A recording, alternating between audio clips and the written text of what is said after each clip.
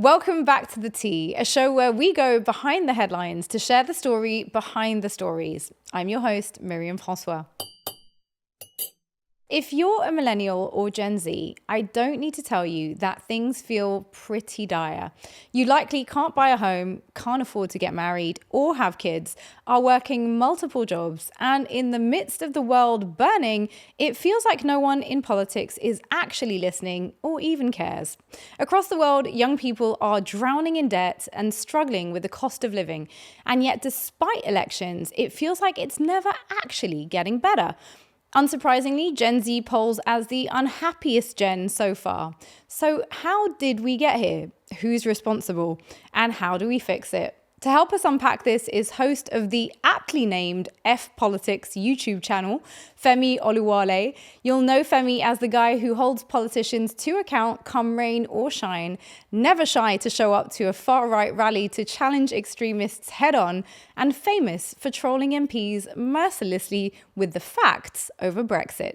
Femi, welcome to the show. Thanks for being here.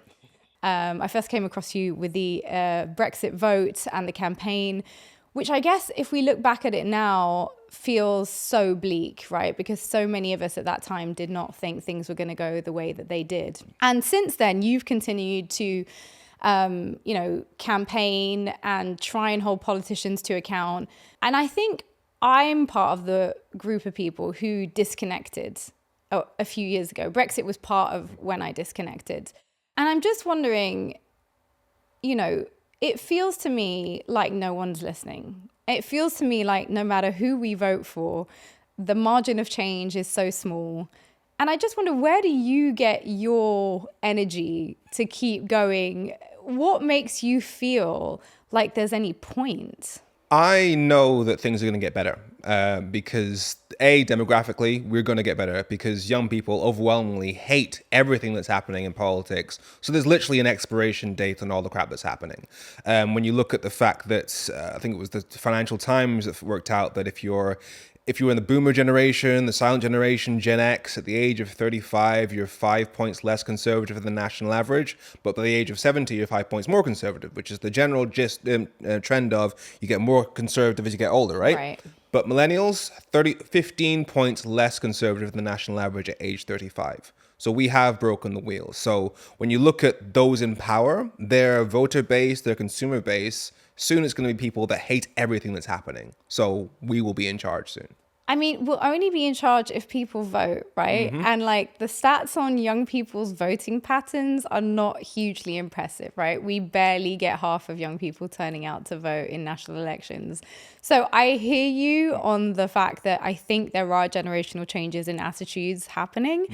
But I guess, isn't the fact that politicians don't bother courting young people at all evidence that actually they know that we have disconnected completely, and so maybe we don't hold the power that we think we do, even with the demographic shift? We're not there yet. We need a little bit more father time to take care of the problem. As far as that goes, it's heading that way. And I think one of the problems is a vicious circle of, because young people think politicians don't listen to us, they don't go out and vote, which makes politicians not fear young people showing up to vote against them. And so they don't listen to us. And they're actively trying to make sure that we disengage from politics with the way they dress, the way they talk, deliberately trying to shut us out of the voting process. I remember when it was 2019, they had a vote in Parliament as to whether or not to let 16-year-olds vote. And Tory MP Tobias Ellwood, he said, while the age of voting is a discussion we should have in this country, to suddenly thrust it upon us now, when we know it will probably favour one particular party, now's not the right time to do it. Literally saying, if we let 16-year-olds vote, they'll vote Labour and we'll lose and Brexit won't happen, so we've got to just keep them out. They actively try and keep us out of the process. Yeah. I mean, look, they might vote Labour, and maybe that's what got us, not obviously the 16-year-olds, but the frustration amongst young voters with the Tory party up until now got the Labour Party in government. But we're already seeing calls. I mean, I think there was a petition recently, over 2 million people calling for a new election because there was already such frustration with Keir Starmer. I must say there's a lot of people who feel same. same, whatever colors are in power. You and I and anyone younger than us has lived now through multiple recessions, Brexit, COVID, the war in Ukraine. Can you just paint us a picture of how these things have actually impacted our lives? Because they've had very concrete impacts on our economic outlook and on our standards of living. And it has felt like we have literally been rolling with punch after punch after punch. Yeah. So from an educational standpoint, it hit young people the hardest because you missed basically a year and a half of your education, or at least it wasn't the way that it should have been. And that is the lockdown process was the most painful for young people, but objectively, because if you ask anybody, which year of your life would you like to not have any social contact? Nobody would say my uni years. Those are the years where you're supposed to be forming the connections that you then build your life on for the rest of your life. If you're older, if you're 45, whatever, you've already formed your connections. You've made your family. You've met the one, probably, maybe, who knows. But if you're younger, it hurts more. And so losing that has created a backlog of mental health issues. It's meant that people haven't had the start in education, got the skills that they might have otherwise got. So COVID, massively detrimental. Then you've got the war in Ukraine, which has just added to the cost of living crisis. But I like to think of things practically, because we can't undo COVID where we are right now. We can't undo the war in Ukraine. Brexit is the most practical policy on the table in terms of what has affected our cost of living crisis. And that is done so by making it so that because the UK has different laws to the EU, that means that any product that crosses between the two borders has to then be checked, has to go through paperwork. There are often charges. And that makes things more expensive. It makes the UK a less attractive place to create jobs, have industry, all of which damages the UK economy, which hurts the cost of living crisis. And it can be undone. It's about getting the politicians to undo it. Yeah, I mean, I think what feels almost insurmountable in the kind of undoing a Brexit is the sheer amount of paperwork and bureaucracy that went into taking us out of Europe. And also, so obviously as a European, I was furious with the UK's decision on multiple fronts, not least because it was stupid, just clearly economically stupid, and has had such a detrimental impact on our standards of living, but also loads of easy things that we used to be able to do, right? You used to be able to be like, oh, I'm a bit sick of living here, maybe I'll go and live in Madrid for a bit, maybe I'll go and live in Paris for a bit, if you were British. Now you can't. Well done. I'm so glad you got your independence back. Your little blue passport must feel great right now. I struggled with that decision, but I also know that, institutionally, Europe was not thrilled about the UK leaving because it emboldened all these other parties across Europe who have been calling to leave the EU. So I just wonder whether you actually even think that's realistic. I wish it was realistic, but I'm very skeptical. So the EU is very much aware that Brexit hurt everybody. It didn't just hurt the UK, obviously hurt the UK more, but it also hurt the EU. And so it is in their interest to have us back in the club. Not necessarily fully in the club with the full rights that we had before, but definitely to get rid of those trade barriers because they hurt everybody. And people like Michel Barnier, the former Brexit negotiator on the EU side, the Olaf Scholz in Germany, they've all the big leaders of the EU have said, we would like to reopen that door. It depends on where the UK is and where the UK sits. And so really the biggest barrier to undoing Brexit is the belief that we can't undo Brexit. That's the biggest thing, because it makes everybody think, oh, we can't do that. And that's what stops the ball rolling. Right now, you've got Keir Starmer literally saying Brexit is one of the things that's damaging our economic growth. We would need to rebuild those connections in order to help with the cost of living crisis. He's just not doing it. I was about to say, but he's also not saying we should reverse Brexit. Yeah. Which, this is part of kind of a wider critique, surely, of Keir Starmer as a politician and as a leader of the Labour Party, that he is confirming, I think, every prejudice that anyone has ever had about politicians, which is that they say one thing and do the other, that they can't be trusted to actually deliver on anything that's meaningful. And I think for a lot of young people who desperately wanted change, desperately wanted more socially directed policies after years of the Tory government inflicting the kinds of cuts that hit the most, we haven't really yet seen any evidence, palpable evidence, that things are changing. I want to come back to that question of sort of politicians and our trust in them and our ability to kind of believe that formal politics is the route we should go down in a bit. But I want to come back to just young people for a second, because I think some of the numbers around the situation for young people are really, really horrifying, right? So there are nearly 1 million under 25s in the UK who are neither working nor studying. They're called the NEETs, apparently, not in education, employment or training. 946,000 of them. That's a 9% increase from the previous year. And it's not just exclusive to the UK. We're seeing this mass youth unemployment across the world. And with the growing rate of AI and tech, let's be honest, the labor market is moving towards automation more and more. So the reality is there will be less jobs. What do you say to young people who really do not see any hope for the quagmire that we're in right now? I'll be honest, I'm struggling to say anything positive about what they can be hopeful for when it comes to the future. A few of them will get lucky. A few of them will come up with great AI systems. A few of them will come up with the future tech that's essential to the rule of the 1% over the rest of us. But let's be honest, prospects aren't great for the majority right now. So it's about what potential is there. And we are in the UK. We're talking about the West in general, the most wealthy nations in the world. These people, these countries, we have the resources to make sure that everybody's needs are met. It's a choice to have those resources consolidated up at the top with the richest 1%. The only way you get that to change is via politics, by having policies that are aimed towards wealth redistribution. And in the UK, the majority of the public, I think it's roughly 63% of the public, is in favor of having policies that aim specifically towards wealth redistribution. So if we had a voting system where all votes counted equally, that is what would happen. So there is so much scope for things to improve. There's so many policies that could achieve that via taxing the rich, undoing Brexit. All these things would make things better. It can be done. So yes, we keep having elections where politicians don't do what we need to do in order to achieve those goals, but it can be done if we do make the right moves and show up to vote. Right. So I know you're a big believer that this can be changed through the formal institutional routes. So let's talk about Brexit a bit more then, because you were saying that that's one of the big areas that we could make a change in.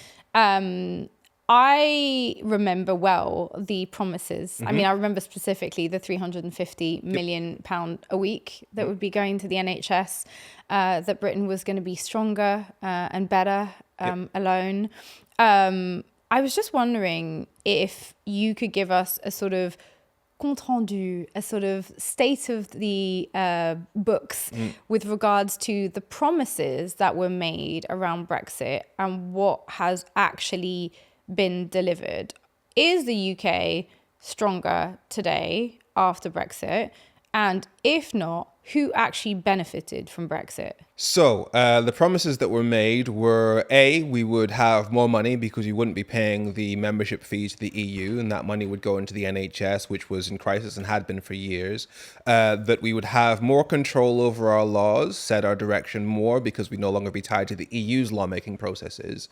And that we would just generally be better off, especially in industries such as fishing. What has actually happened is because there was always a disconnect between those two promises of we will be better off and we will take back control of our laws, because if you take back control of our laws, it means you have different laws to the place where you get a third of your food and do most of your trade, which means that anything that crosses between the two faces a barrier which costs money, which makes you worse off. So it was never possible to achieve this kind of Brexit that was promised to people in 2016. And as a result, the damage that has been done has been calculated at roughly 4% of the economy, equivalent of about £100 billion a year, 40 billion in tax revenue, which would have been used by the government, could have been used by the government to help people with the cost of living crisis. On top of that, it has also damaged the NHS by making drugs more expensive to get, by making it harder for us to employ staff.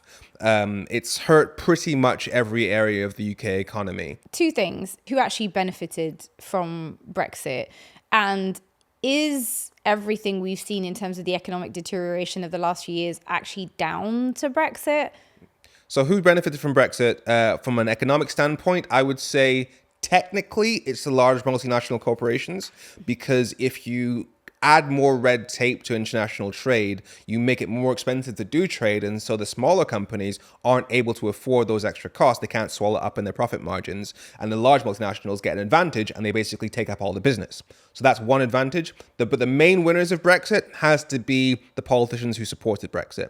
So you have people like Boris Johnson, who at least temporarily won, even though he knew, like he's on record from 2013 as saying, I'd vote to stay in the single market. I'm in favor of the single market. I think you should be able to trade freely with your European friends and partners. And yet he then said we should leave the EU single market and that it wouldn't damage our trade at all. Then you've got people like Nigel Farage, who pushed for Brexit for 40 years or so, who are now in Parliament as a result of what they've done. So politicians have won. But so here's the cynicism, Femi, right?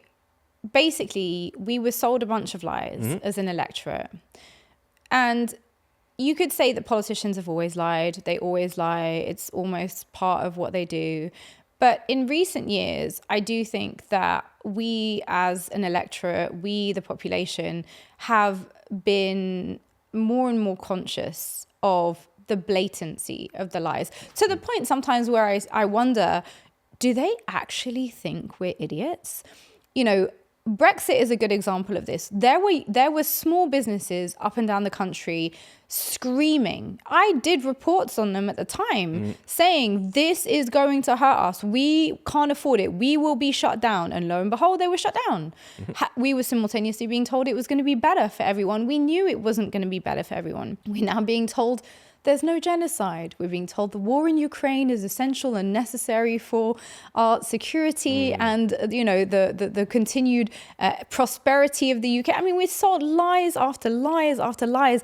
At a certain point, it almost feels like a circus. I personally, when I watch the news today, someone who used to work in news, I feel like I'm watching an entertainment show.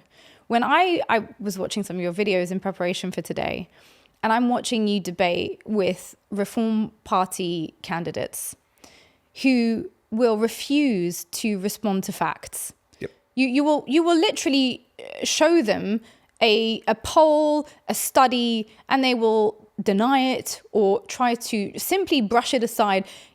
How are we supposed to even engage with a political class that systematically lies and on top of it refutes any of the facts that you bring forward to challenge them? So I think it's important to make the distinction between the political class and the people who follow them, because these politicians, like when I'm debating these people on TV, radio, whatever, I'm not really trying to convince them. I'm trying to basically expose their arguments so that anybody watching can see that they're lying to you. And in the UK, we have an advantage over places like Germany, Netherlands, America, because we've already seen the agenda of the far right play out. Like they've been pushing for Brexit for the last 40 years or so, like, and especially the last 8, because like, and I've used the example before, if before 9/11, you'd seen that Osama bin Laden had spent that time investing in Oreos cookies, you'd want to know what was in those ingredients before you took a bite. Similarly speaking, if the far right spent the last 8 years focused primarily on Brexit, then you know that that's a huge part of their agenda. And what has it done? It has made people poorer. And you can say that. Like, I can go onto these shows and say, hang on, your policy, Nigel Farage, was no deal Brexit, which means doing something that every successful economy on the planet has chosen not to do, because every economy has trade deals with its neighbors. And you, your own party, have actually admitted that it is making us poorer. So you have deliberately hurt millions of people in the name of helping the working class. So their entire agenda has been exposed. And when you look at the actual people that follow them, and this is the problem that I found with the UK media, they've presented the worst parts of the Brexit voting population. They presented the kind that you see on Question Time. They presented the kind of loud, not listening to facts, overly emotional, angry, racist type of Brexiteer. Whereas when I was doing the campaign for a second referendum, speaking to people in high streets and leave voting parts of the country, up in the north, in Wales, in rural areas, I'd be speaking to them and ask them simple questions like, hey, what did you want from Brexit? And they would almost all say a better quality of life to address the cost of living crisis. And I'd say, well, here's what would happen if the UK wasn't part of the main place where it does all its trade and gets all its food. It will make people poorer. And I can have that conversation and they eventually get to the right answer. Well, okay, Femi, but there were people, yourself included, during the run-up to the Brexit vote that were going to see those people, and they were not convinced. I spoke to them. I went to Wales as well. I went to rural communities like you did, who were set inevitably to suffer from Brexit. We confronted people with the reality that economists were sort of predicting for them, for their industries, which happened like clockwork. Everything they predicted happened. Their industry shut down. The entire community suffered. Those people still voted for Brexit. You're talking about, I want to admire that your belief in the idea that you can debate with these people and that it's going to convince others to vote rationally. But we are living at a different time right now where, in particular, if you're an older generation, your trust in mainstream media is what's dictating your votes. And that is completely controlled these days by a narrow set of interests with a very clear agenda, which is why no one under the age of 40 watches or trusts anything that comes out of it. And if you're on social media, there's even more problems. So take this. So tweets from Reform's accounts, so the Brexit Party, were the highest for party engagement at 9.3 million interactions. One of the most notable trends during the last campaign was that Reform's use of social media, with Farage's video content being viewed almost 40 billion times on Twitter, aka X. We're talking about parties that are spreading lies, that are being retweeted billions, tens of billions of times. I don't know that discussing with them on a radio show and confronting them with facts is going to be a counter to this. So, yes, the Reform Party, Nigel Farage, are doing really well on social media, largely because on X, well, those people own it via Elon Musk. On TikTok, they're the only party that seems to be taking TikTok properly seriously. The Labour Party did almost nothing on TikTok, so he's just leaving that goal wide open. So it is annoying to see them making that level of progress, because the mainstream left isn't doing anything about it, which leaves it to people that are basically more independent people to try and fill that gap. So that's annoying. But it's a little more than annoying, right? Because I understand that when you go and speak to the voters of Reform Party and Brexiteers, that you might find people that are not all systematically racist and dangerous people who do not have the interests of this country or the majority of the people in this country at heart. But the people who run those parties definitely do not. These are dangerous people, aren't they, Femi? So yes, the people who run those parties are the worst people in the country. When you look at the rationale that they used to make the campaigns they did, they specifically targeted the poorest areas of the country. So they found people who they knew were suffering. They found people who were in desperate poverty after years of austerity, who they knew were at their wits' end and so desperate that they would have voted for anything that anybody said would make a major change. That's why they didn't listen to economists, like you mentioned. But they found those people, and knowing that they were at their last end, said, hey, we're going to make you better off, and deliberately made them poorer. So that is, in my view, the definition of evil. So it is, but they don't see it that way, right? Those young men are still supporting reform. They're still turning up, spouting the same anti-immigrant rhetoric as if the immigrants are the ones that are screwing them over. So when we say young men, I think it's important to make the distinction, between us and the US, because the trend of young men going the Andrew Tate direction is a problem here, but it's not nearly as bad as it is in the US. Also, I'd point out that Nigel Farage isn't really aiming so much at Gen Z and millennials, because he knows that we remember him from peak Nigel Farage. We know exactly what he stands for. But younger Gen Z and Gen Alpha, they're vulnerable to him because they didn't grow up with that. Hold on, Femi. Why would a young teenage boy find Nigel Farage's content appealing? With all due respect, or not, actually? Because it's the I can say whatever, I'm not like the other politicians. Like, so much of how politicians speak. It's designed for the BBC. It's designed for Sky News. It's designed to be speaking formally, never saying any of the wrong words, being politically correct and very careful of what you're saying. But a guy that can just say whatever, it's the Trump effect of we're 13-year-olds who do like saying the wrong thing and being rude and being naughty in class. He's the bad boy of politics. It's that sort of thing. And it's the same with Andrew Tate. It's the same way he appeals to them.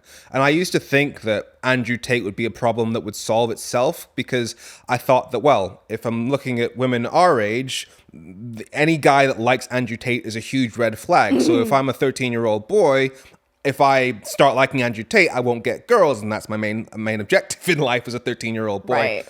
Problem was, and when my friends explained this to me, her and her daughter said that, yeah, the problem with that logic is 13-year-old boys are going after 13-year-old girls, and 13-year-old girls tend to like 13-year-old boys who present like Andrew Tate. Oh, dear. And it's only until they reach the age of 16, 17, 18 that they've had enough experiences of guys who act like Andrew Tate to know to stay away from them. Oh, I'm going to suggest that comes a good decade or more later, but okay. I'm going to suggest 16-year-olds. Give women the benefit of the doubt here. Yeah, unasked. So that's the problem. Yeah. And so how do you solve that? Especially if there aren't an equivalent. Now, there's so much conversation right now, especially post-Trump, about who's the Trump of the left? Who have we got that's brash but progressive? And I think that is something that's needed, because if we keep trying to fit into that cookie cutter politician saying the right thing, we're not going to appeal to them at all. But hold on, we did have our own bad boy of the left in the form of Jeremy Corbyn, sir.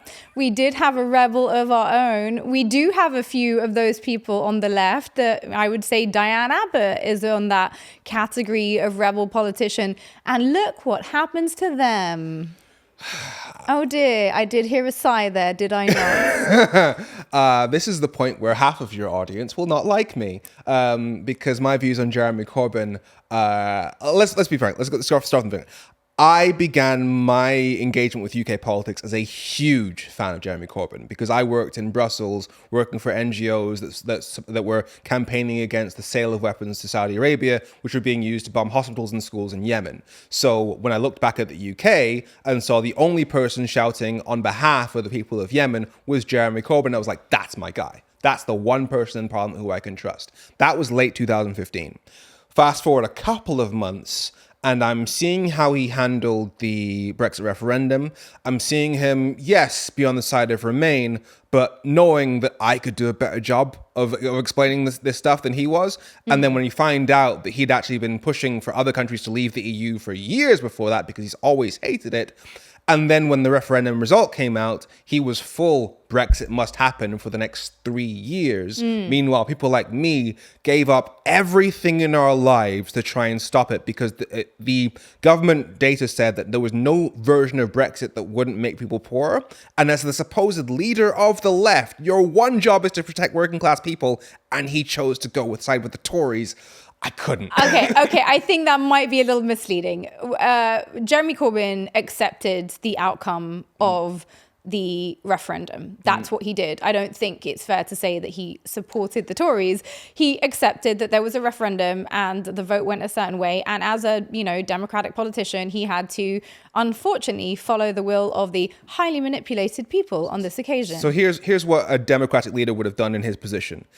The people of the UK have voted to leave the EU. However, during the Leave campaign has presented many different options for how we should leave the EU. Some said we should leave with no deal at all. Some said we should leave with basically staying in the single market entirely. Some wanted a simple free trade deal. Now, it's not possible to please all of them. It's not possible to have single market access and no deal at the same time. So it's not actually mathematically possible to please the 52%. So what we're going to do is have a period of national consultation to find out what kind of deal people would want to have with the EU, and then put that in a referendum against Remain to make sure that any Brexit we have is actually more popular than remaining in the EU. That's what he should have done. Instead, there were several points where he was literally saying, no, we're leaving the single market as well.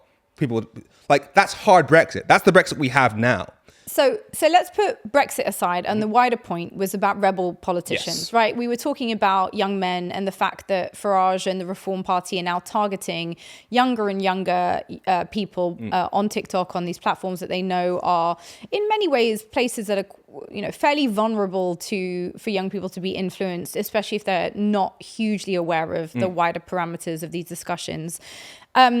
I remember a poll just last year by Hope Not Hate showing that most young men in the UK are more familiar with Andrew Tate than with former Prime Minister Rishi Sunak. We don't just have a problem with rebel or the absence of sort of rebel politicians, do we? We have a wider problem with no one within the mainstream political sphere representing a voice for the majority of people in this country. I think that politicians currently tend to understand that younger people are not going to be voting en masse. That's why we don't see actually when they are campaigning any real effort to direct their policies to young people, right? We just had elections here in the UK. Was there anything directed towards young people? Not really. Was there any proposals to adjust the living standards and the future and the hopes of this completely depressed generation?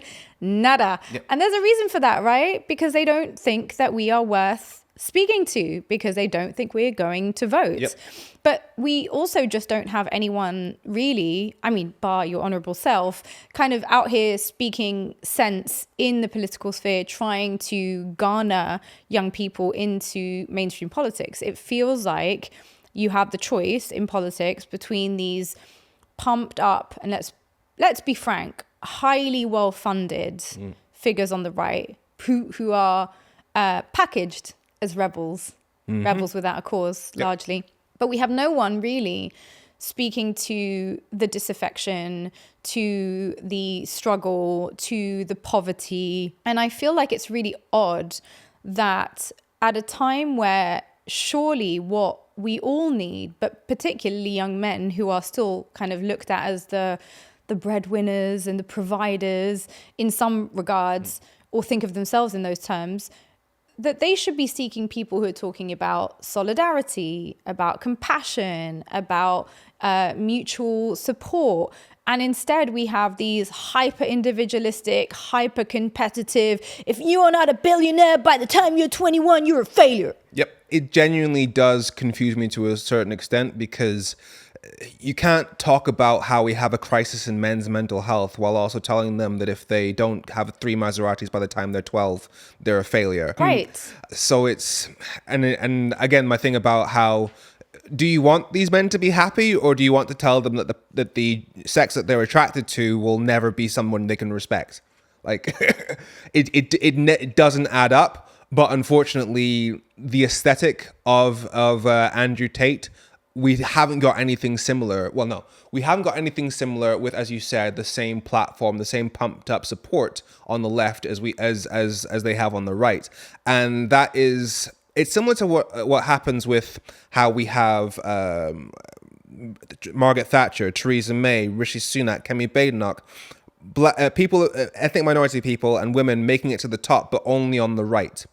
Because I think the reason for that is because the systems of patriarchy, the systems of white supremacy, by definition, will only allow people to rise within those ranks if they support those systems. In service to it. Exactly. So you're not going to get the black woman, ethnic minority person who's rising up on the left and also getting into power as easily. It's going to take a lot more work.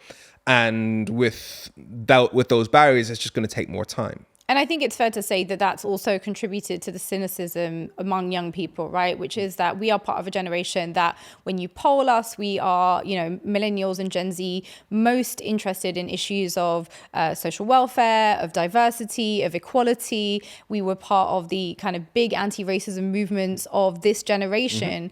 And we see the instrumentalization of the symbols of that struggle in both the commercial realm. Obviously, we expect that, but also in the political realm. When I see a room full of Tories predominantly, if not all overwhelmingly white Tories stand up applauding Kemi Badenoch as the first black woman to lead the Tory party. Like, what are they actually celebrating? Real question. What are they actually celebrating, Femi?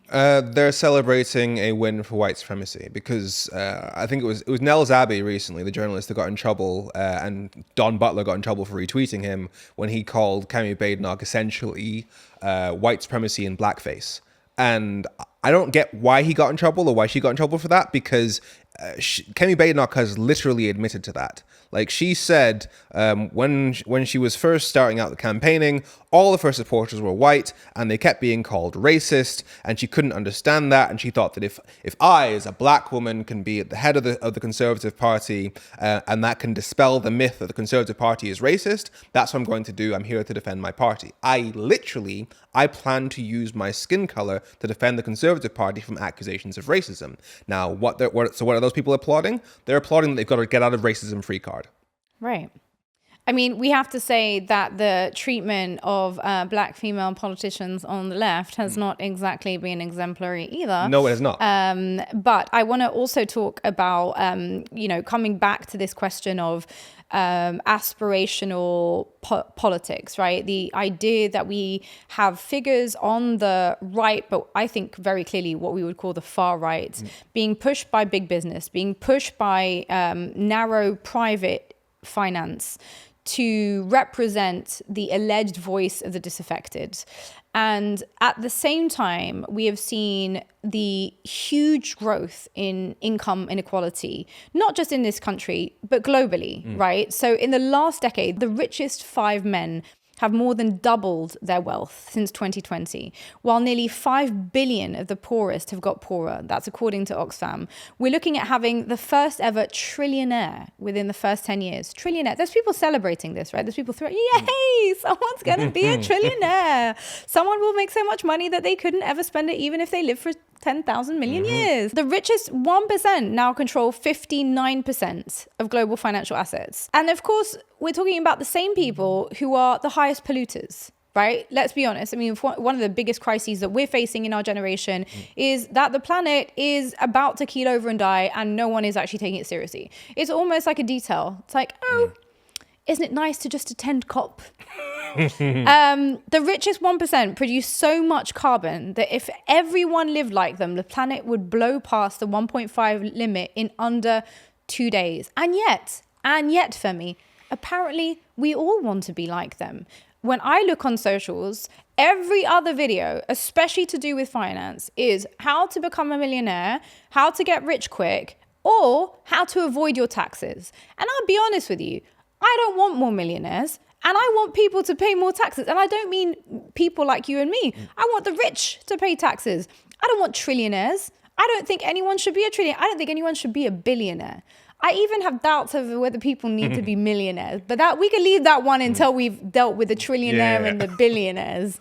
But the direction of travel in the spaces where we talk about finance and money, which is ultimately a lot of what we vote on, right, is about how we think these politicians are going to help us become more affluent or better off, is the opposite trend of what we would actually need to bring about the change that would make people's lives better.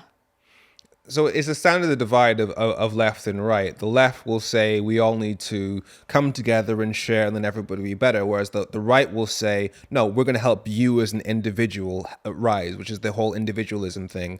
And well, we've seen how well that's worked out. Exactly, and it's actually it's a ploy. Like, the right will make you poorer by policies that just ruin your lives and ruin the lives of everybody around you. But they'll say no, but there's this magic money, there's this golden ladder that's going to rise you and your family out of poverty. I'm going to do that by making sure that you don't pay any taxes, blah blah blah. And if we just let the system work as it wants, via survival of the fittest, full economic Darwinism, then you will rise naturally. That's the lie that you're told. Well, it's a lie that's really, really costly though, right? Because at the same time that some of us, apparently quite a lot of us, are drinking the Kool-Aid of like, oh, I don't worry about anyone else. I'm working on becoming a billionaire out of my mum's basement out here in my 40s.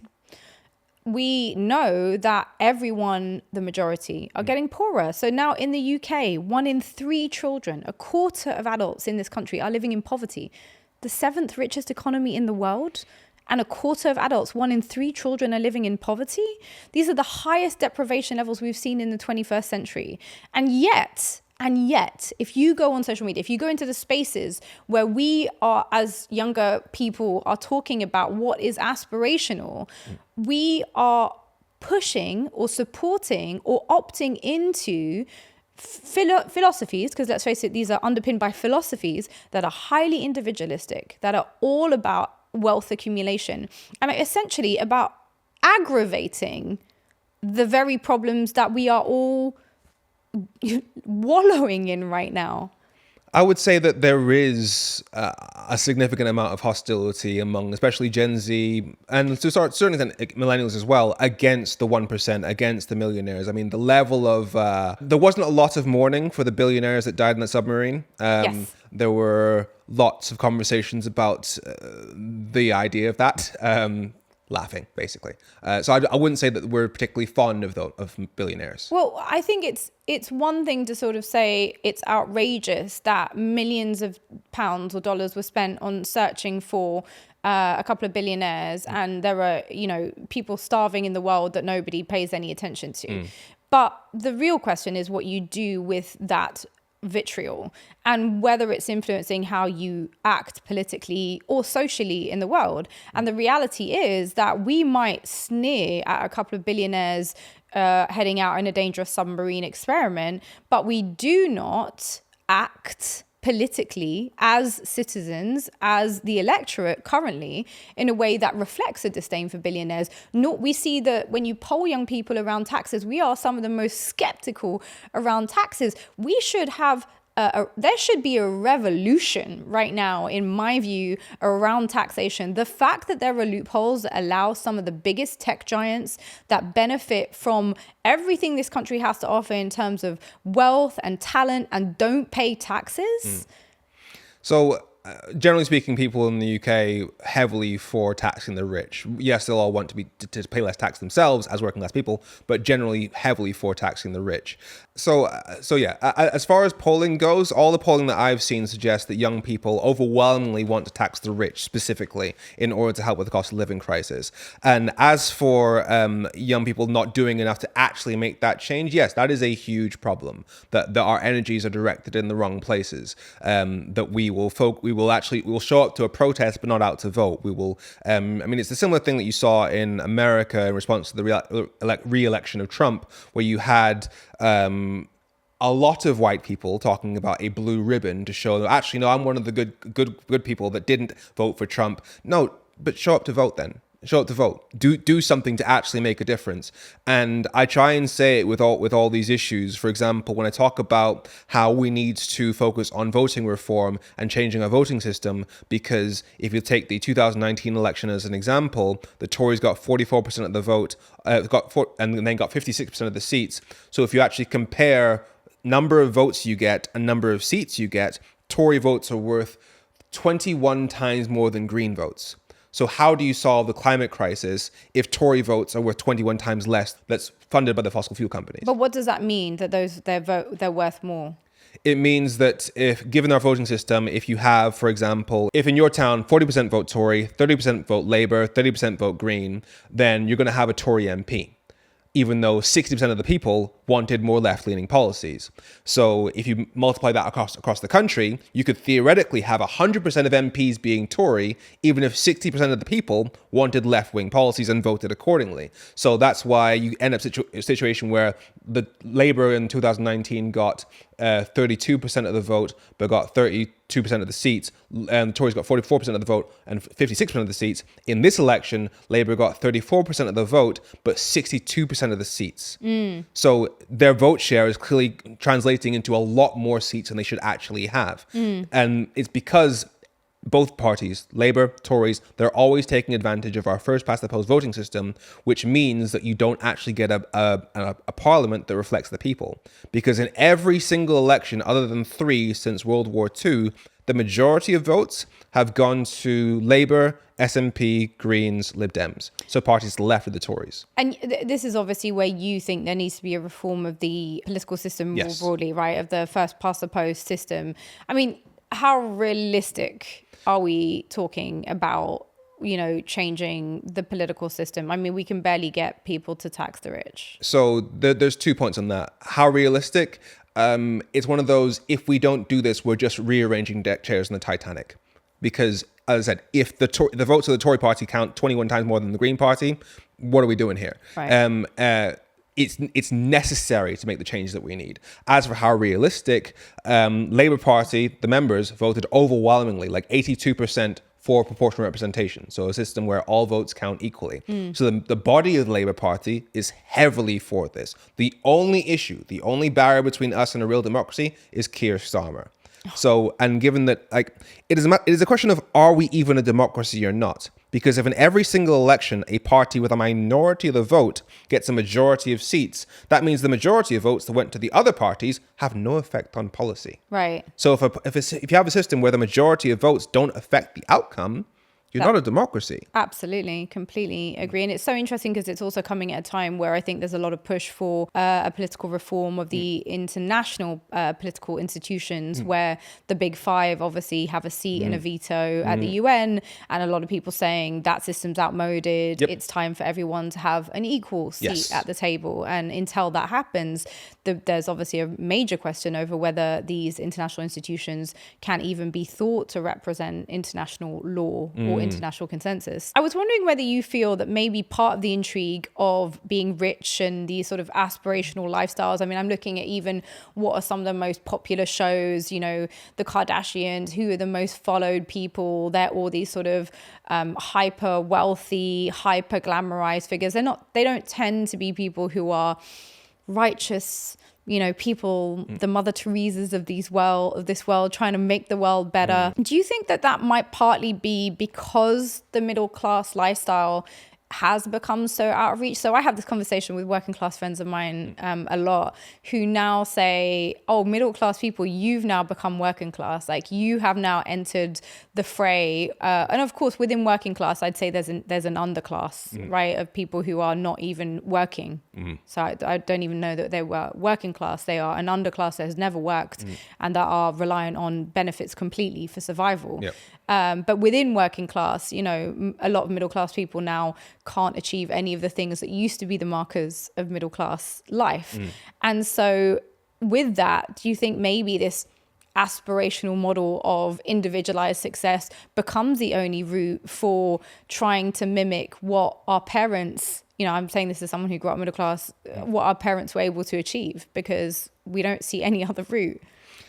Yeah, I think we look at it because it's our only experience of it. But yes, my parents are middle class, and I think when they were my age, I was already 5 years old. Whereas the idea of having a kid right now, completely out of options for me. Like, I only just got my own place, and that's renting, and there's damp. So yeah, which is the story of so many young people in this country, of renters, of people trying to buy. I mean, my block is infested with vermin right now, and there's very little we can do because the housing association doesn't take any action and we can't hold them accountable. I mean, these are the stories up and down the country.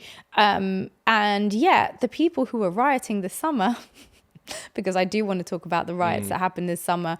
I want to talk about the riots that happened this summer in the context of the notion that riots tend to be thought of as the voice of the unheard. This tends to be thought of as the way in which those who can't be heard in formal politics express themselves. They take to the streets. But the kind of representation of people who were participating in the riots this summer sort of doesn't fit that picture, right? So there's a couple of things that are interesting when we look about average profile. The rioters were often in their 40s, 50s and 60s, those shouting racist abuse and clashing with the police. The average age was 32, which is not old, but when you consider that most riots tend to happen with younger people, 18 to 24, these weren't disaffected kids. These were grown adults, many of whom, when they went to trial, we saw had jobs, and many of them quite cushy lives, actually, normal lives. So how do you make sense of those specific riots in a political context? Because I can understand, you and I probably both remember the 2011 riots, the so-called Tottenham riots that began after the murder of Mark Duggan. I understood those riots. Those riots made perfect sense to me. Those were disaffected communities that came out to the streets furious with police violence, unaccountability, poverty, and made themselves heard. Almost a classic riot. This wasn't exactly a classic riot, was it? Not classic, but it was very predictable given the ingredients that were already laid out. You've had politicians for years basically constantly making this link between immigration and minority status and crime. Constantly. That's whatever you hear. And it's been happening from people like Nigel Farage, even people on the supposed left. Keir Starmer, every time he's asked a question about asylum seekers, immediately smash the gangs. Constantly making that link between immigration and crime instead of talking about like things like safe routes, people in need. No, it's immediately jumping to crime. And whenever they talk about how are you dealing with immigration, it's, well, we're controlling our borders. Immigrants are a threat to our borders. It's constantly making that link. And so when you have that bedrock, and you have then a tragedy like what happened with the Southport stabbings, and you have politicians saying this is clearly an immigration issue, even though the guy was born here, which makes it by definition a race issue because you're talking about his ethnic origin, that's just lighting the match. And it's entirely predictable that those people that have told, no, the reason for this crime is not mental health issues, it's not a failure to deal with this kid, it's because he's black. It's because his parents were from another country. That's the narrative. And so they got angry.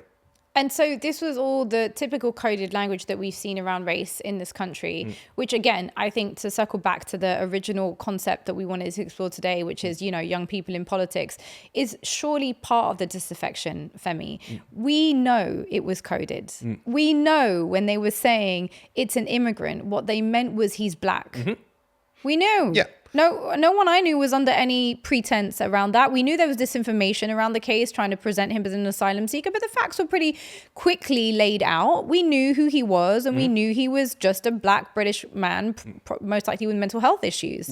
Yeah. He was involved in this horrific stabbing of these young girls, and that what was happening was whistleblowing. But it wasn't really called that. No one actually... anyone the PM didn't call it racist riots. So Keir Starmer called some of them far right and called some of them racist, but when he was asked about the narrative of Nigel Farage, which stoked those conspiracy theories that led to it, he refused to call out Nigel Farage. And it makes sense to me that he wouldn't, because he's guilty of the same crime in terms of linking immigration to crime. I think as you said, young people feeling disaffected, it's because we can see that this isn't being told to us we know the truth isn't being told to us. We know that the mainstream media refuses to call things racist at almost all costs. Like, we have a BBC that had a news presenter say the N-word on a broadcast and for 2 weeks refused to apologize, insisting they'd done the right thing. These are people that have no concept of what racism actually is, but they just know, if we call the wrong person racist, we might get sued and Ofcom might be mad at us. Like, that's where their priorities lie, not with actual people. And we've been told, and that's why people end up moving towards social media. Like, I've always said, I shouldn't exist. Like, I, in 2016, was just a random guy with 20 followers on Twitter, and was just happened to be working in EU affairs. If everybody was being told the truth about Brexit, about things like that, there wouldn't be the need for commentators that have just sprung up on social media, as like hundreds of you seen over the last 10 years. But it's because of the failure of mainstream media, and that's why young people are disengaging with that and moving to socials. And unfortunately, I think one of the failures is there hasn't been enough of a drive to re-engage with mainstream politics on social media. I think it's been kept on this small p politics where we focus on the issues, which are essentially what the mainstream politics would call culture wars, but that is largely the essence of what mainstream politics talks about, yet it's somehow we act like it's not the same thing. Like, if you look at somebody like Lee Anderson, Mark Francois, Boris Johnson, Priti Patel, Kemi Badenoch, it's all the sorts of issues that we discuss on social media, but it doesn't translate into votes. I think that's the failure that we're making here. And I mean, this reliance on social media for news has also got its pitfalls, right? So a third of US adults under 25 are using TikTok to get their news. And I know there's some great stuff on TikTok, by the way. I am not an anti-TikTok person at all.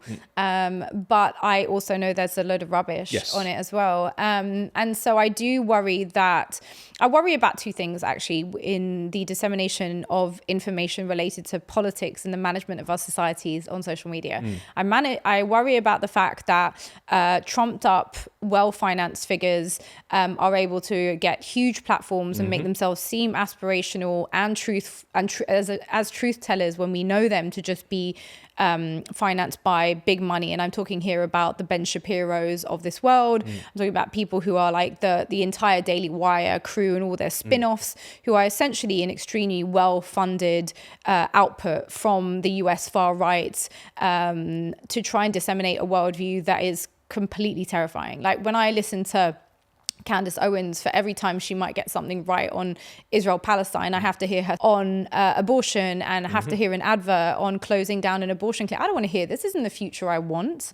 I don't want to hear about a society in which, somehow the repealing of women's rights is like the aspirational vision of where we're going in the world. There is no one similar to those platforms with the amount of money being pumped into them on the left. You have to be completely honest with ourselves about that. So the only counter to that is that people like yourself attempts to sort of present factual information in the space. But the rebellion is not well funded. No. The actual resistance to the far right drive is a trickle relative to the torrent. So we have to accept that that's part of the nature of the beast. As I said, the systems of white supremacy, of capitalism, are designed to keep those who don't have power down. So we will, if we had the power to be as funded as them, probably wouldn't be in the situation to begin with. So it's always going to be a fight. And what I always say is that giving up is harder. My life has not been easy in the last 8 years, as anybody who's been involved in this space, constantly campaigning, getting tons of abuse every single day. In 2019, my number was on a special list with the Metropolitan Police, such that if I called them, it would have been automatic blue flashing lights, because that's the number of death threats that I was getting. And people ask me, why do you keep going if you know this is like that, if you know that this is out there? And I say, well, because if we don't keep going, then the people who are currently in charge will keep ruining the lives of millions of people. So giving up is harder. I don't want to have to deal with being led by people like Boris Johnson, Nigel Farage for the rest of my life. That is so much worse than the effort that I'm putting in now. And I think a lot of people feel that way. Well, firstly, I'm so sorry to hear about what you've been going through, because it's insane that for just coming with the facts, you are having to worry about your physical safety. But that brings me on something I wanted to talk about anyway, which is mental health. And I think that when I look at the way that we as a generation talk about mental health, we tend to think about it in terms of, have you had your bubble bath today, Femi? Have you lit your candles? Have you purchased the right supplements to make sure that you are in your Zen place? And I tend to think that what causes the most distress to my mental health is struggle, and not just my mental health, but like the mental health of people around me, the insecurity of our jobs, that we have 0-hour contracts, the fact that we don't know where income's coming from, the fact we work multiple jobs with no visibility on the future, the fact we live after recession. Like, where do you think that the connection comes between the mental health crisis that's happening, not just in this country, but globally among young people, and the economic situation connected to politics that we find ourselves in? So I should start by saying that I'm in a privileged position, because whilst, yes, the cost of living crisis is something that I have to deal with like everybody else, I have the ability to push back against it. Like, I have a natural release that my day-to-day is fighting against the systems that are keeping everybody down. Whereas a lot of people, they simply can't afford to do that. Their day-to-day is making sure that their bills are paid every single day, and that's it. So they're in a system they don't feel that they can control, and being trampled by it. And knowing that there are people that rely on them, or that there aren't people that rely on them because they can't afford to have little people who rely on them.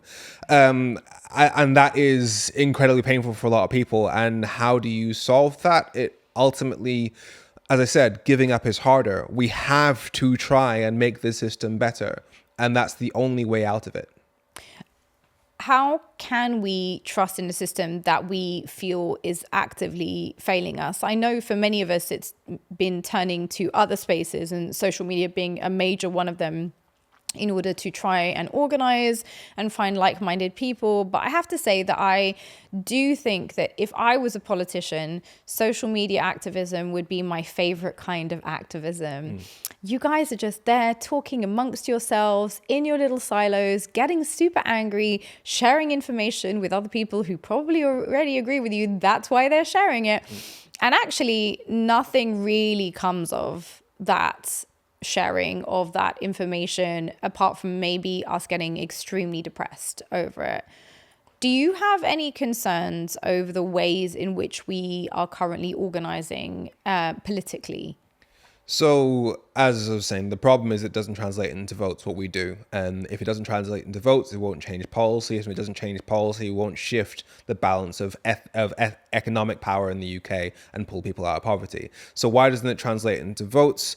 Again, it's because we're, as you said, sticking inside of our silos. And I try, and I probably should do more of this, I try and tell people that if you actually support me, if you support what we're doing here, you need to be having those conversations outside of social media. You need to literally touch grass and go and have those conversations in places that social media won't reach. I'm talking about, well, for example, in a couple of weeks' time, it'll be the Christmas table, having those conversations with family members, those problematic uncles that you might have those conversations without getting fired at work. Just wherever you can, try and have those conversations. And because for me, the biggest issue, yes, Brexit is a huge problem for the cost of living crisis. Yes, there are a whole bunch of issues, but ultimately, unless we fix the voting system, we're pissing in the wind. Because the reason the politicians are doing as badly as they are is because they're not scared of us. They know that they can get, like with Keir Starmer, 34% of the vote and get a whopping majority in parliament.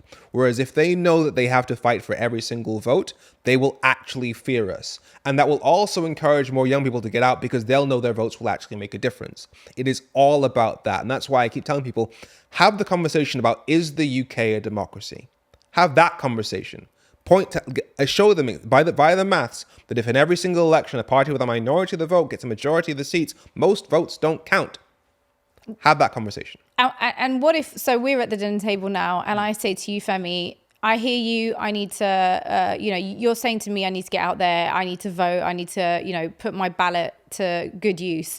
I'm saying to you that wherever I look, my ballot means nothing, whoever I vote for, whether it's in housing, whether it's on Gaza, whether it's on the climate, nothing actually changes. On that point, I would say, A, giving up is harder because it's either this or nothing. B, I would say, as long as you're doing something and telling others who might live in a different constituency to you where their vote would make a difference, as long as you're doing something, that's enough. You are doing everything you can. So as long as you are going outside of your circle, if what you're doing isn't working, then follow Einstein's advice. Do something else. Would you say that the UK's position on Israel-Gaza has been a tipping point in your experience, in your circles, around distrust in politicians, in political processes? People have been taking to the streets every week for the last 15 months. Polls are unequivocal on people want a ceasefire. The rulings from the International Criminal Court, from the international justice system is, very clear now on what is happening. And yet, to me, at least in my circles, I feel like it's radicalized a whole generation of people who just no longer want anything to do with these guys in suits. So I think it's definitely accelerated things because I think the left as a voter base has been disillusioned with the leadership of the left for a long time. This goes back to, yes, including Corbyn, because he didn't stand with us for a second referendum, and then with Keir Starmer again supporting Brexit, being very, very basically trying to parrot the Tories on every issue during the 4 years before he became prime minister. And then as Gaza came more and more onto the agenda, it was just increasingly clear that he was on the wrong side of that, and there was just that little bit of hope that at least once he gets into power, maybe he might be decent, and then he wasn't. And so that last bit of hope that there might be, that the Labour Party, the only other option in a two-party system, would actually be good on its own without us doing something, that died when he just still kept supporting Israel and saying things like, I don't think it's a genocide, having his foreign secretary saying, well, wait until it's 1 million people, then we'll call it a genocide. That kind of stuff kind of makes you lose faith in the leaders. And yes, there are new politicians on the Labour side. There are more politicians there. That's not just the leadership. So we can try and work with the new Labour MPs. And that might be a way to go. But ultimately, it's going to take a huge mobilization of people to say that this party doesn't represent us. And I think, you pointed to something there, which was this, the choice between the two parties in what is effectively a two-party system. And when the two parties essentially sound like one party, it sounds a little bit like a dictatorship at a certain point. It sounds like a one-party system. Because if you have essentially a two-party system and the leaders of those parties are chosen by a few thousand people, then it's always going to be basically between one or two men and women. Like, that's who's going to lead it. And the majority of people have no say in that. Yeah. So it is, And I think is the UK a democracy or not question, I think that pokes the pride of your traditional, no, we're Britain. Of course we're a democracy. I think that's how you really start that conversation going. And I think more people need to have that. Well, on that note, a recent survey of 16 to 21-year-olds found that 49% of respondents were dissatisfied with how democracy works in the UK, compared to only 29% who were satisfied. They found that dissatisfaction, unsurprisingly, is greatest among young people compared to people aged even 19 to 21. Is it me, or is there a general sense that democracy is cooked? And I don't even just mean here. I mean, look, what we're seeing here has real echoes of what we're seeing in the US. We're seeing the growth of these autocratic regimes across the world with increased surveillance. It does feel like a little bit of a scary time, and that democracy is hanging in the balance.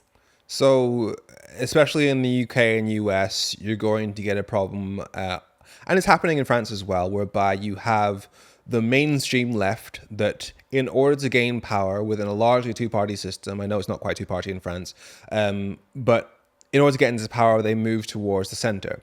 And as a result, they never do what's necessary to actually pull millions of working class people out of poverty, because they're so obsessed with pleasing the right-wing mags. And then as a result, they get into power, things don't really change enough. And then the far right will raise their hand and say, hey, we're here. We care about you. The left, they're not doing anything for you, even though they're not the actual left, because they're too scared of doing the stuff that the left wants to do. For example, like, one of the biggest ironies about Brexit is right now you've got Keir Starmer, who's scared of undoing Brexit because he's scared about what the right-wing mags will say about him, and what Farage will say about him. And that's why he's going to allow the cost of living crisis to get even worse, which Nigel Farage will then use as an argument to say, look, they're not helping you. Right. And that will then help him to walk into Parliament at the next election, after people have lost faith in both the Conservatives and Labour. And we might genuinely be looking at a Nigel Farage PM within the next 5-10 years, because he's too scared of them. Femi, I would like to say thank you for being a ray of hope, because you are one in and of yourself, even if what you're telling us is hardly hopeful or optimistic about the future. But thank you for everything that you're doing. And thank you, of course, for coming on today's show, for sharing your thoughts. Thank you for tuning into The Tea. Keep the conversation going in the comments. We love to hear your thoughts. Don't forget to hit subscribe on YouTube and follow us on Instagram and TikTok for all the latest updates. A special thank you to our amazing guest, Femi, for joining us today. See you next week for more hot takes and fresh perspectives.